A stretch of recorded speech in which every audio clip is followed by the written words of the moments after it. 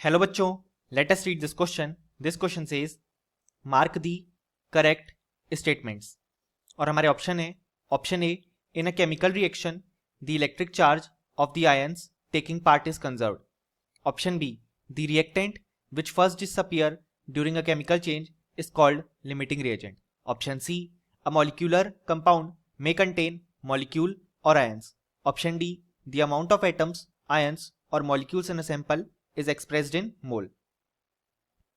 So इस question को solve करने के लिए हमें जो की कंसेप्ट्स रिक्वायर्ड होंगे वो हैं, सबसे पहले properties of chemical reaction, then second है properties of elements and compounds. So अब अगर हम हमारा स्टेटमेंट ए देखें तो वो कहता है कि केमिकल रिएक्शन में जो इलेक्ट्रिक चार्ज है आयंस का वो हमेशा कंजर्व्ड रहता है.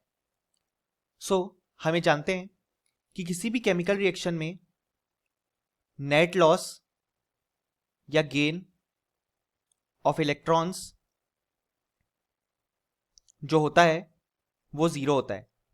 यानी कि नेट ना तो कोई इलेक्ट्रॉन ऐड होता है ना ही कोई लॉस होता है.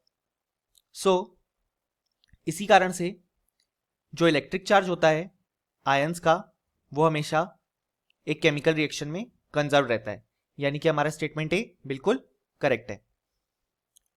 अब अगर हम हमारा स्टेटमेंट बी देखें तो वो कहता है कि ऐसा रिएक्टेंट जो कि सबसे पहले डिसअपियर हो जाता है उसे हम लिमिटिंग रिएजेंट कहते हैं. सो ये स्टेटमेंट बिल्कुल करेक्ट है.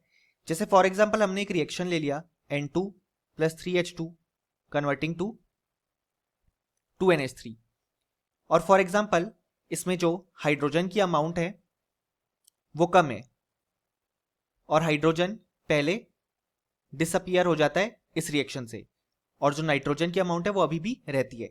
यानी कि हम बोल सकते हैं कि जो हाइड्रोजन की अमाउंट थी वो लिमिटिंग थी और इसी कारण से वो एक लिमिटिंग रिएजेंट की तरह एक्ट करेगा. और जो प्रोडक्ट फॉर्म होता है वो भी डिपेंड करता है लिमिटिंग रिएजेंट पे. यानी कि अगर हाइड्रोजन लिमिटिंग रिएजेंट है तो जो NH3 की अमाउंट है वो उस पर डिपेंड करेगी, और अगर नाइट्रोजन है तो देन उस पर. यानी कि हमारा स्टेटमेंट बी बिल्कुल करेक्ट है. अब अगर हम हमारा स्टेटमेंट सी देखें तो वो कहता है कि अ मॉलिक्यूलर कंपाउंड में कंटेन मॉलिक्यूल और आयंस. सो अगर हम एक मॉलिक्यूलर कंपाउंड ले, जैसे फॉर एग्जांपल ग्लूकोज, सो उसका फॉर्मूला हम जानते हैं होता है C6H12O6. सो जब हम ग्लूकोज का कंपाउंड लेंगे तो उसमें ग्लूकोज के मॉलिक्यूल्स प्रेजेंट होंगे और कोई भी आयन प्रेजेंट नहीं होगा, क्योंकि जब भी हम आयंस की बात करते हैं तो आयंस कंस्टिट्यूएंट होते हैं एक आयोनिक कंपाउंड के. यानी कि जब हम आयोनिक कंपाउंड को देखेंगे तो उसके जो पार्ट्स होंगे उन्हें हम आयंस बोलेंगे.